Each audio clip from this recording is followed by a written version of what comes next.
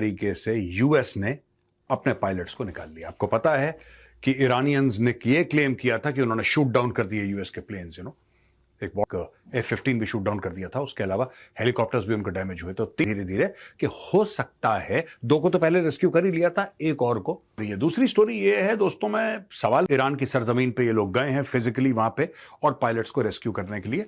तो ये CSAR है, कॉम्बैट सर्च एंड रेस्क्यू। दोस्तों ये हाईली स्पेशलाइज्ड टीम्स होती हैं, जिसका सोल्जर यहां पे आपको दिख रहा है।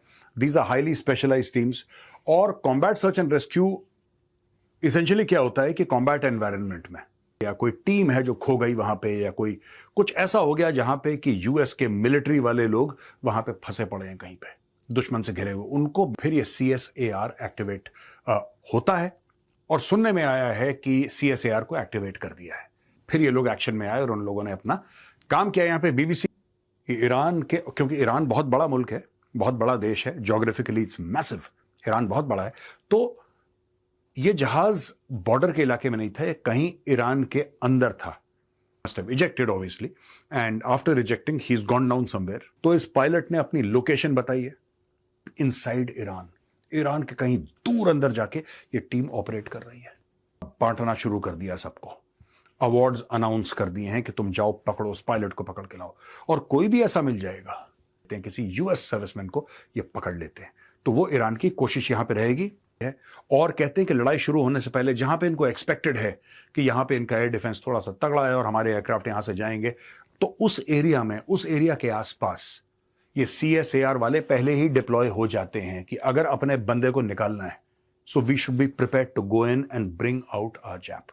हेक्सेथ ने $200 अरब एडिशनल मांगे थे, ठीक है जी, यूएस कांग्रेस से। अब इसके अलावा over and above this they are asking for 1.5 trillion.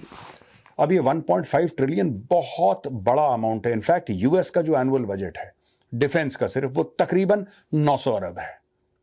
900 अरब और उसके ऊपर 600 अरब ये और ऐड करना चाहते हैं। मैं लगभग 900 अरब बता रहा हूं आपको, ब्रॉडली गिव और टेक अ फ्यू बिलियन।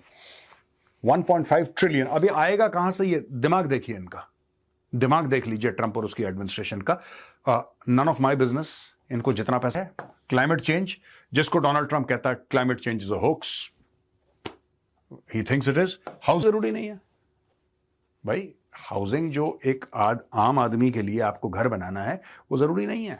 शिक्षा पे कौन पैसा खर्च करता है? बिल्कुल नहीं करना चाहिए। इन सब के फंड काटो और बोलो कि गोल्डन डोम बनाएंगे, ठीक है, एक बहुत तगड़ा सा एयर डिफेंस सिस्टम अपना बनाएंगे,